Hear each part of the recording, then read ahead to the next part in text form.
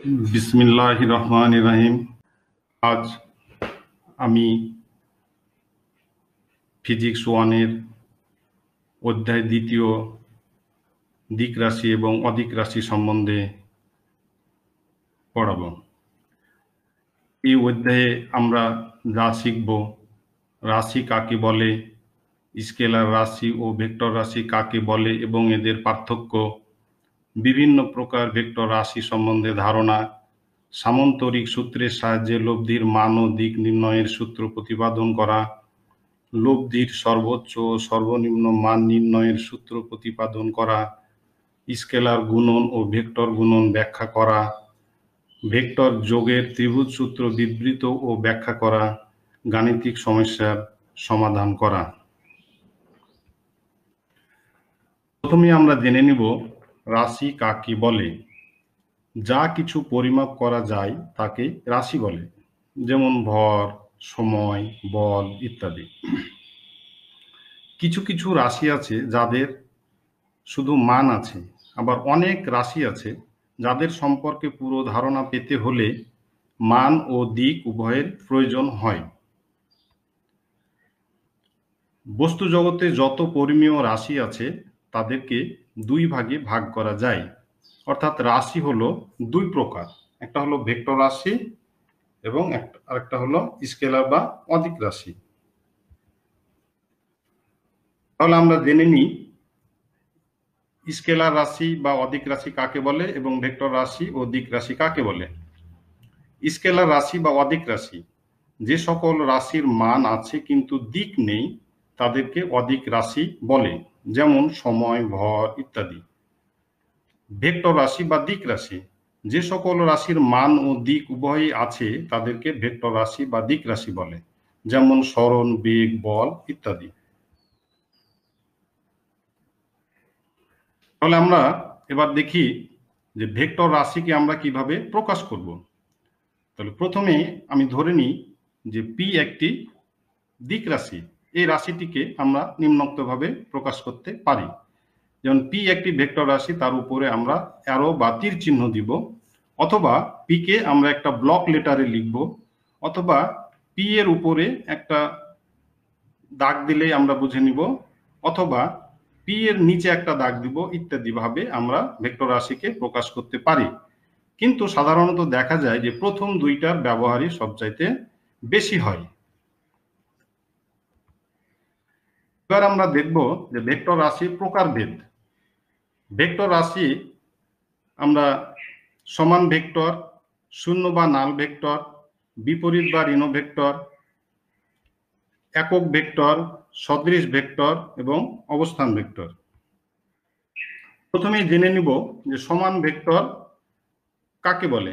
দুইটি ভেক্টরকে সমান বলা হবে যদি এদের একই দিক থাকে এবং এদের মান পরস্পর সমান হয়। তাহলে আমরা সমান ভেক্টর কাকে বলবো?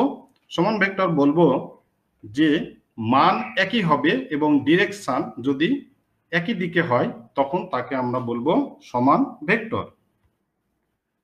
এবার আমরা দেখে নিই শূন্য বা নাল ভেক্টর। যদি একটি ভেক্টর রাশির মান শূন্য হয় তবে একে নাল ভেক্টর বা শূন্য ভেক্টর বলে। এর কোনো নির্দিষ্ট দিক থাকে না। শূন্য ভেক্টরের পাদবিন্দু এবং শীর্ষবিন্দু একই থাকে। তাহলে আমরা কি বুঝলাম যে শূন্য ভেক্টর হলো বা নাল ভেক্টর হলো কি, এর পাদবিন্দু এবং শীর্ষবিন্দু থাকবে না। চিত্রে আমরা দেখছি এ একটি ভেক্টর রাশি এবং ও একটি জিরো বা শূন্য বা নাল ভেক্টর। সদৃশ ভেক্টর, সদৃশ ভেক্টর আমরা কাকে বলবো? সমজাতীয় অসম মানের দুটি ভেক্টর যদি একই দিকে ক্রিয়া করে তবে এদেরকে আমরা সদৃশ ভেক্টর বলবো, অর্থাৎ ডিরেকশন যদি একই হয় তাহলে তাকে আমরা কি বলবো? সদৃশ ভেক্টর। একক ভেক্টর, যে সকল ভেক্টর রাশির মান এক তাকে একক ভেক্টর বলে। মান শূন্য নয় এরূপ একটি দিক রাশিকে এর মান দ্বারা ভাগ করলে একটি একক ভেক্টর পাওয়া যাবে। যদি এ একটি ভেক্টর রাশি হয় তবে একক ভেক্টর হবে ভেক্টর এবং ম্যাগনিটিউড অফ দা ভেক্টর। তাহলে একটা ভেক্টরকে যদি আমরা তার ম্যাগনিটিউড দিয়ে ভাগ করি তাহলে আমরা কি পাবো? একটা ইউনিট ভেক্টর পাবো।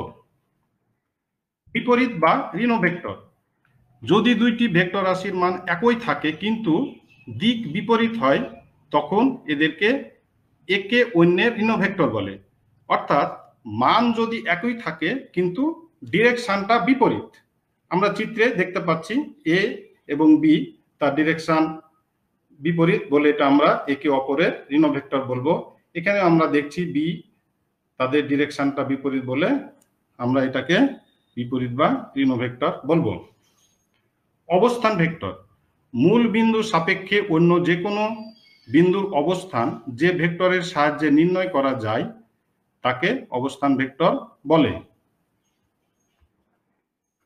এবার আমরা দেখে নিই অধিক রাশি এবং দিক রাশির মধ্যে পার্থক্য।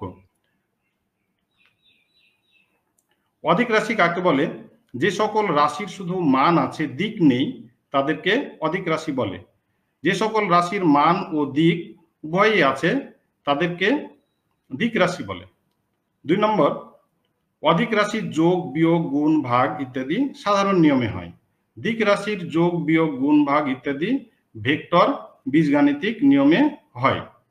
শুধু মানের পরিবর্তনে অধিক রাশির পরিবর্তন হয়, শুধু মান বা শুধু দিক বা উভয়ের পরিবর্তনে দিক রাশির পরিবর্তন হয়।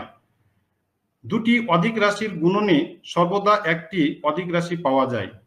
দুইটি দিক রাশির গুণনে একটি অধিক রাশি বা দিক রাশি উভয়ই পাওয়া যেতে পারে। দুইটি অধিক রাশির সমষ্টি এদের মানের উপর নির্ভরশীল। দুটি দিক রাশির লব্ধি শুধুমাত্র মানের উপর নাও নির্ভরশীল, শুধু মানের উপর নির্ভরশীল। লব্ধি ভেক্টর, লব্ধি ভেক্টর হল দুই বা ততোধিক ভেক্টর রাশি যোগ করলে যে ভেক্টর রাশি পাওয়া যায় তাকে আমরা কি বলবো? লব্ধি ভেক্টর। যে সকল ভেক্টর রাশি যোগ করা হয় তাদেরকে লব্ধির উপাংশ বলবো। এখানে এ এবং বি দুইটা ভেক্টর রাশি, তাহলে এদের আমরা যদি যোগ করি তাহলে A plus B equal to C, তাহলে সি হলো এদের লব্ধি এবং এ এবং বি হলো লব্ধির উপাংশ। এবার আমরা ভেক্টর যোগের সামান্তরিক সূত্রটা দেখব, যে সামান্তরিক সূত্রের সাহায্যে আমরা কিভাবে লব্ধির মান এবং দিক নির্ণয় করতে পারি। কোন সামান্তরিকের একটি কৌণিক বিন্দুতে একই সময়ে ক্রিয়াশীল দুটি ভেক্টরকে সামান্তরিকের দুটি সন্নিহিত বাহু দ্বারা মানে ও দিকে নির্দেশ করলে সামান্তরিকের ওই কৌণিক বিন্দু হতে অঙ্কিত কর্ণই উক্ত ভেক্টরদ্বয়ের লব্ধির মান এবং দিক নির্দেশ করবে। তাহলে আমরা কি বুঝলাম? যে একটা সামান্তরিকের যদি সন্নিহিত বাহু বরাবর দুইটা ভেক্টর রাশি ক্রিয়াশীল হয়, তাহলে ওই দুইটা বাহু দ্বারা অঙ্কিত সামান্তরিকের কর্ণই কি করবে? ওই ভেক্টর দ্বয়ের লব্ধির মান এবং দিক নির্দেশ করবে। তাহলে আমরা এবার ও বিন্দুতে মনে করি, ও বিন্দুতে একই সময়ে পি ও কিউ ক্রিয়ারত দুইটি ভেক্টর রাশি ও এ এবং ও এ ও সি বাহু দ্বারা ক্রিয়ারত, বাহু বরাবর ক্রিয়ারত। এদের মধ্যবর্তী কোণ যদি আলফা হয় তাহলে ও এ বি সি সামান্তরিক অঙ্কন করি, ও এ বাহুর বর্ধিতাংশের উপর বি এন লম্ব টানি। এখন পরবর্তীতে ছবিতে চিত্রে গেলে আমরা বুঝতে পারবো কোণ AO C equal to alpha, BO N সমান হলো থিটা, বি এ এন সমান হলো আলফা এবং কোণ বি এন এর সমান হবে এক সমকোণ। আমি ছবিতে দেখাচ্ছি। এখানে আমরা ছবিটা একটু লক্ষ্য করি যে দুইটা ভেক্টর রাশি, একটা হলো পি ভেক্টর, একটা হলো কিউ ভেক্টর। পি ভেক্টর ও এ বাহু বরাবর এবং কিউ ভেক্টর ও সি বাহু বরাবর ক্রিয়াশীল। তাহলে ও এ এবং ও সি বাহু দ্বারা আমরা যদি একটি সামান্তরিক অঙ্কন করি ও এ বি সি, তাহলে ও এ বি সি আমরা একটা সামান্তরিক অঙ্কন করলাম। এবার ও বি আমরা যোগ করি, তাহলে ও বি যোগ করলে এই যে ও বি আমরা কর্ণ হলো, এই কর্ণটা লব্ধির মান এবং দিক প্রকাশ করবে। এবার ও এ কে এন পর্যন্ত বর্ধিত করি এবং বি এন লম্ব অঙ্কন করি। এখন আমরা দেখি এ ও সি কোণ equal to B A N কোণ। কিসের জন্য? এই কোণটা হলো অনুরূপ কোণ। এবার যদি ওবি ওবি কর্ণ ও এর সাথে কি কোণ উৎপন্ন করেছে? থিটা কোণ উৎপন্ন করেছে। এবার আমরা একটা দেখি, সেটা হলো বি এন এ কোণ, এটা একটা সমকোণ অর্থাৎ 90 ডিগ্রি, যেহেতু আমরা এখানে লম্ব অঙ্কন করেছি, এটা হলো 90 ডিগ্রি কোণ। এবার আমরা দেখি যে ত্রিভুজ এ এন বি অর্থাৎ ত্রিভুজ এ এন বি সমকোণী ত্রিভুজ। এই সমকোণী ত্রিভুজ হতে আমরা পিথাগোরাসের সূত্রানুসারে কি পাই? যে অতিভুজের উপর লম্ব, অতিভুজের উপর স্কয়ার, অতিভুজের উপর স্কয়ার, অন্য দুই বাহুর উপর স্কয়ারের সমষ্টির সমান। তাহলে এই ক্ষেত্রে আমরা পাই A B square equal to A N square plus B N square. এটা আমরা সমীকরণ নম্বর দিয়ে রাখলাম। এখান থেকেই আমরা কস আলফা এবং সাইন আলফা বের করব। তাহলে কস আলফা আমাদের পরবর্তীতে কাজে লাগবে। তাহলে কস আলফা সমান আমরা কি জানি? কস সমান হলো ভূমি বাই অতিভুজ। তাহলে ভূমি আমরা লিখলাম হলো এ এন আর ডিভাইডেড বাই এ বি। তাহলে এখান থেকে এ এন সমান A B cos alpha. A N সমান হলো, যেহেতু এবি এবং ওসি পরস্পর সমান্তরাল, ওসি এবং এবি যেহেতু সামান্তরিকের বাহু এবং পরস্পর সমান্তরাল, তাহলে এটা OC AB equal to OC equal to Q হবে। তাহলে এবি সমান আমরা কিউ কস আলফা, এন সমান কিউ কস আলফা বের করে নিলাম। অনুরূপভাবে আমরা সাইন আলফা বের করব। সাইন সমান আমরা কি জানি? লম্ব ডিভাইডেড বাই অতিভুজ সমান সাইন আলফা। তাহলে লম্ব ডিভাইডেড বাই অতিভুজ, এখানে লম্ব আছে হলো বিএন ডিভাইডেড বাই অতিভুজ হলো এবি। তাহলে এখান থেকে বিএন সমান হলো এবি সাইন আলফা। তাহলে বিএন সমান আমরা পেলাম হলো কিউ সাইন আলফা। এবার আমরা ও বি এন কোন ত্রিভুজটা নিচ্ছি? সমকোণী ত্রিভুজ ও বি এন। এই ও বি এন সমকোণী ত্রিভুজ হতে পাই অতিভুজের উপর স্কয়ার অর্থাৎ O B square equal to O N square plus B N square সমান O A square plus 2 O N plus A N square plus B N square. তাহলে O A square plus 2 O N, এখানে আমরা খেয়াল করি যে A N square plus B N square equal to আমরা জানি এ B square. আমরা এখানে মানটা বসিয়ে দিলাম কি এ বি স্কয়ার। তাহলে আমরা কি পেলাম? O B square equal to O A square plus 2 O N plus A B square. এবার আমরা মান বসাবো। ও বি সমান আমরা আর ধরলাম, ও এ সমান তো আমরা জানি P, A B equal to O C equal to হলো কিউ, আর এন সমান হলো কিউ কস আলফা। এখানে যদি আমরা মানটা বসিয়ে দিই তাহলে ও বি সমান আমরা পেলাম হলো ওবি হলো আর, আর এর উপর স্কয়ার, ও এ সমান হলো পি, পি এর উপর স্কয়ার প্লাস 2 ও এ সমান হলো পি, আর এ এন সমান হলো Q cos alpha. A B সমান হলো কিউ, তাহলে কিউ স্কয়ার হলো। তাহলে R equal to square root of P square plus 2 P Q cos alpha plus হলো কিউ স্কয়ার। তাহলে এই যে আমরা পেলাম R equal to square root of P square plus 2 P Q cos alpha plus Q square, এটাই হলো লব্ধির মানের সমীকরণ।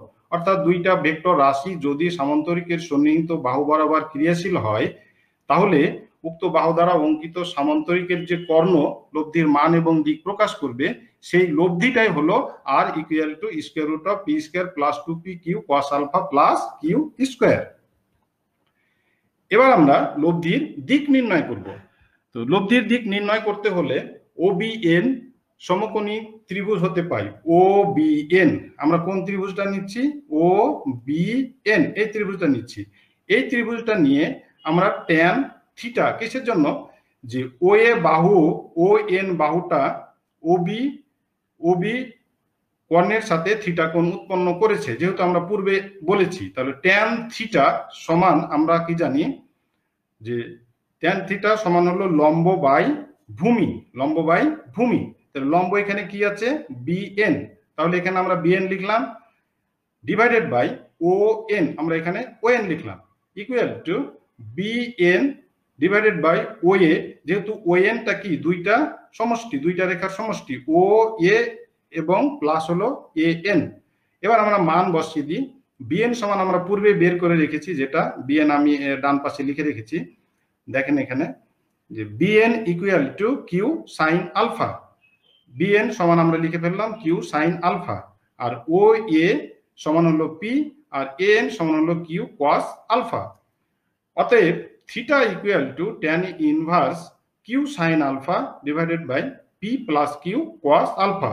এ হলো লব্ধির দিকের সমীকরণ, অর্থাৎ আমরা ডিরেকশনটা কোন দিকে হবে এই থিটার মাধ্যমে আমরা নির্ণয় করে নিতে পারবো যে theta equal to tan inverse Q sine alpha divided by P plus Q cos alpha. এবার আমরা দেখব যে দুইটি দিক রাশির লব্ধির মান কখন সর্বোচ্চ হবে, এরপরে আমরা দেখব কখন সর্বনিম্ন হবে।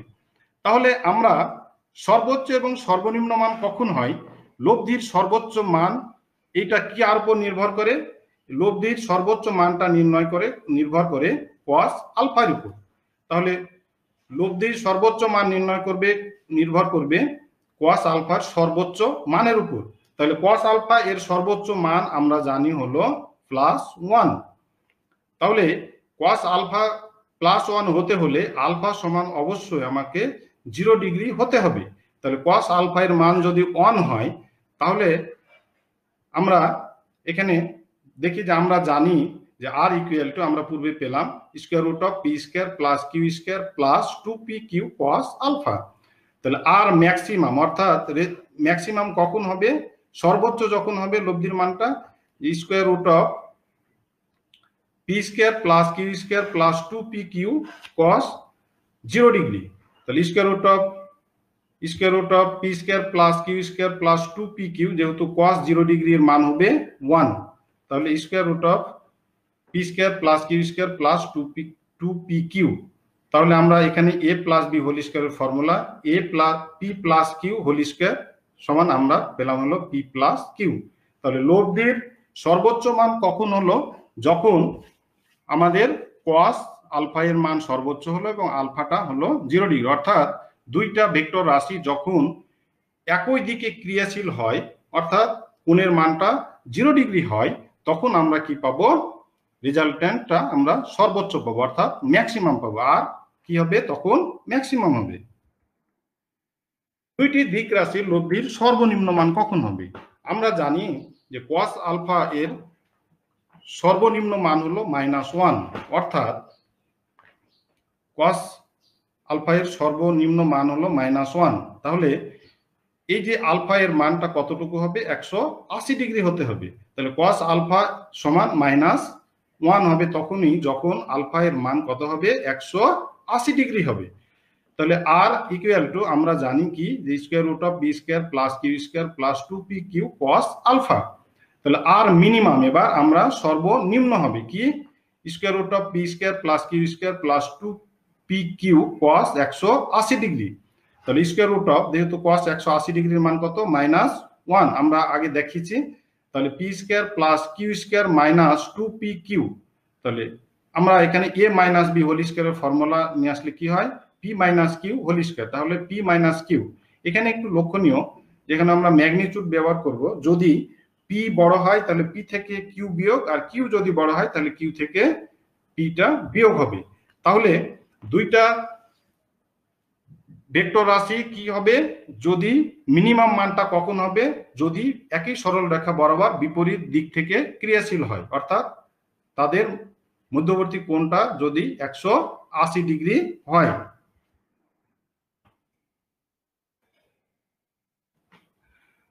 এবার আমরা দেখব স্কেলার বা ডট গুণন।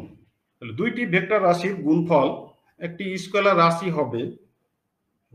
রাশি হলে এ ধরনের গুণনকে স্কেলার বা ডট গুণন বলে। এই গুণফলের মান প্রত্যেক ভেক্টর রাশির মান এবং এদের মধ্যবর্তী কোণের কোসাইনের গুণফলের সমান হবে। এবার আমরা দেখি যে দুইটি ভেক্টর রাশি A vector dot B vector equal to magnitude of A vector dot magnitude of B vector dot cos theta, অর্থাৎ আমরা যখন ডট নিব তখন হবে কস থিটা। তাহলে মনে করি এ ভেক্টর ও বি ভেক্টর দুইটি ভেক্টর রাশি, এদের মধ্যবর্তী কোণ থিটা হলে আমরা ডট গুণন অনুসারে আমরা কি পাবো, A vector dot B vector equal to A B cos theta. তাহলে এটা আমরা কি পেলাম, এটা হলো স্কেলার বা ডট গুণন। এবার আমরা দেখব হলো ক্রস গুণন, ভেক্টর বা ক্রস গুণন। দুইটি ভেক্টর রাশির গুণফল একটি ভেক্টর রাশি হলে এর ধরনের গুণনকে ভেক্টর বা ক্রস গুণন বলে। এই গুণফলের মান প্রত্যেক ভেক্টর রাশির মান এবং এদের মধ্যবর্তী কোণের সাইন এর গুণফলের সমান এবং এদের দিক হবে ভেক্টর দ্বয় যে সমতলে অবস্থিত তার লম্ব বরাবর। মনে করি এ ও বি দুটি ভেক্টর রাশি, এদের মধ্যবর্তী কোণ হলো থিটা হলে ক্রস গুণন অনুযায়ী আমরা লিখতে পারবো A vector cross B vector equal to A B sine theta eta unit vector. এই ইটা ইউনিট ভেক্টর যেটা আমরা দেখছি এটা ডিরেকশন নির্দেশ করে। যদি একটা তলে দুইটা ভেক্টর রাশি ক্রিয়াশীল হয় তাহলে তার লম্ব বরাবর এই ইউনিট ভেক্টরটা ক্রিয়াশীল থাকে, সেজন্য A B sine theta eta unit vector. তাহলে আমরা ভেক্টর বা ক্রস গুণন কি পেলাম, আমরা A vector cross B vector equal to A B sine theta eta unit vector. প্রিয় শিক্ষার্থীবৃন্দ, এবার আমরা দেখব ভেক্টর যোগের ত্রিভুজ সূত্র।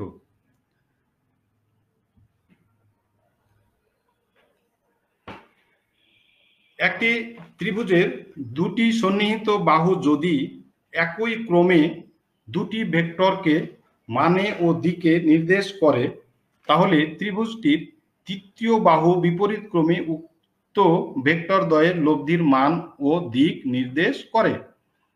তাহলে এখানে আমরা কি বলছি, যে দুইটি ভেক্টর রাশি যদি একটা ত্রিভুজের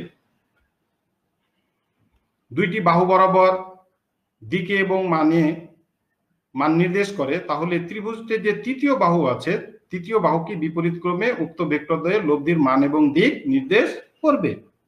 মনে করি ত্রিভুজ এর দুটি বাহু এ বি ও বিসি, দুটি ভেক্টর এ ও বি মান এবং দিকে নির্দেশ করে, আমরা ছবিতে দেখি চিত্রে। তাহলে ত্রিভুজটি তৃতীয় বাহু বিপরীত ক্রমে উক্ত ভেক্টর দ্বয়ের লব্ধির মান এবং দিক নির্দেশ করবে। সুতরাং ভেক্টর যোগের ত্রিভুজ সূত্র অনুসারে কি পেলাম আমরা, A B plus BC equal to AC. তাহলে আমরা এখানে দেখি চিত্র দেখি যে এ যদি একটা ভেক্টর হয় এই বাহু বরাবর ক্রিয়াশীল, বি একটি ভেক্টর এ বাহু বরাবর ক্রিয়াশীল, তাহলে এই তৃতীয় বাহু অর্থাৎ এই বাহুটা কি করবে, লব্ধির মান এবং দিক নির্দেশ করবে। তাহলে R equal to A vector plus B vector. অনুরূপ ভাবে আমরা এখানেও দেখাতে পারি যে এ বি বাহু বরাবর যদি ক্রিয়াশীল হয় তাহলে এ বি, আচ্ছা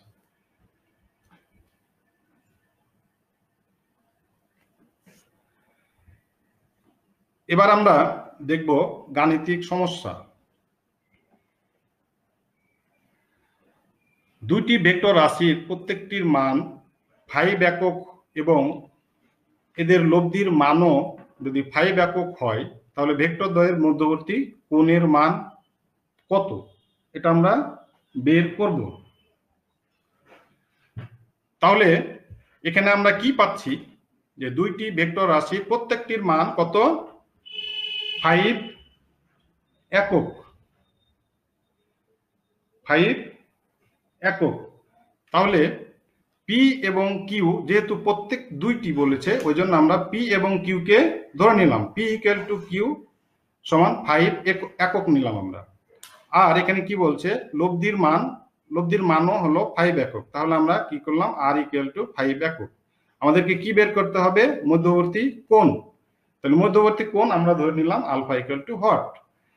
তাহলে আমরা জানি ভেক্টর যোগের সামান্তরিক সূত্র অনুসারে আমরা কি জানি যে R square equal to P square plus Q square plus 2pq cos alpha. আমরা যদি আর এর মান আমরা বসিয়ে দিই 5 স্কোয়ার হলো, পি এর মান 5 এর উপর স্কোয়ার, কিউ এর মান 5 এর উপর স্কোয়ার, 2pq 5 cos আলফা। আলফার মান কিন্তু আমাদেরকে বের করতে হবে। এখান থেকে আমরা পেলাম 5 5 25, 5 5 25, 5 5 25 16, 50 প্লাস 50 cos আলফা। তাহলে 15 cos alpha equal to minus পেলাম আমরা 25।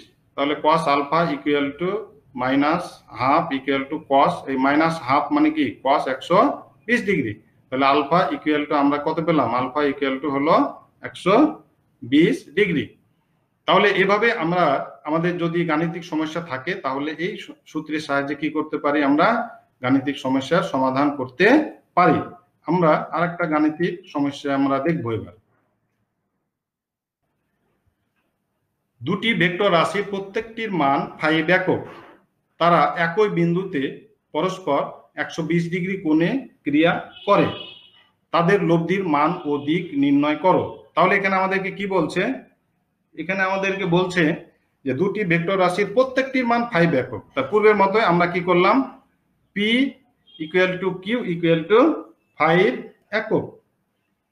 তারা একই বিন্দুতে কি করছে? 120 ডিগ্রি কোণে ক্রিয়াশীল। আলফা সমান কত হলো? 120 ডিগ্রি। তাহলে আমাদের কি বের করতে হবে? লব্ধির মান এবং দিক। তাহলে আর কত? আর দিক থিটা আমরা বের করব। তাহলে আমরা জানি যে R square equal to P square plus Q square plus 2pq cos alpha. তাহলে আর সমান আমরা এখানে পাই square root of P square plus Q square plus 2pq cos alpha. তাহলে এখানে আর ইকুয়াল টু আমরা মানটা বসাই। পি এর মান হলো 5 এর উপর স্কোয়ার, কিউ এর মান হলো 5 এর উপর স্কোয়ার প্লাস 2pq 5 cos আর আলফার মান হলো 120 ডিগ্রি। প্রিয় শিক্ষার্থীবৃন্দ, তাহলে আর এর মান এখানে আলফা এর মান আমরা কত বসালাম?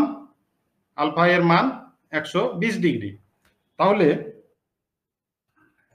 আমরা এখানে পেলাম R equal to square root of 5 এর উপর স্কোয়ার প্লাস 5 এর উপর স্কোয়ার প্লাস 2, এখানে হলো 5 cos 120 ডিগ্রি। এখান থেকে আমরা পেলাম 5 5 25, 5 5 25, 5 দুগুণে 10, 5 10 50 আর cos 120 ডিগ্রির মান হলো হাফ। তাহলে R equal to square root of 15 minus হলো 25। তাহলে আর সমান আমরা কি পেলাম? Square root of 25। আর সমান 5। আর এর মান আমরা কত পেলাম? 5 পেলাম। প্রিয় শিক্ষার্থীবৃন্দ, পুনরায় আমরা tan থিটা সমান আমরা কি জানি? Q sine alpha P plus Q cos alpha. তাহলে tan theta equal to 5 sine 120 degree plus 5 cos 120 degree. tan theta equal to 5 আর cos সাইন 120 ডিগ্রির মান √3/2। তাহলে 5 মাইনাস 5 cos 120 ডিগ্রি এর মান হলো মাইনাস হাফ। তাহলে এখান থেকে আমরা পাই কি পেলাম? আমরা tan 5 √3 ডিভাইডেড বাই 2 আর 5/2। এখান থেকে আমরা ক্যালকুলেশন করলে পাই tan থিটা ইকুয়াল টু √3 সমান হলো tan 60 ডিগ্রি। তাহলে থিটা এর মান আমরা কত পেলাম? tan 60 degree. থিটা এর মান কত পেলাম? tan থিটা সমান হলো tan 60 ডিগ্রি। তাহলে থিটা ইকুয়াল টু আমরা কত পেলাম? 60 ডিগ্রি। প্রিয় শিক্ষার্থীবৃন্দ, আজকের মতো এখানে আমরা শেষ করছি। ধন্যবাদ। আসসালামু আলাইকুম।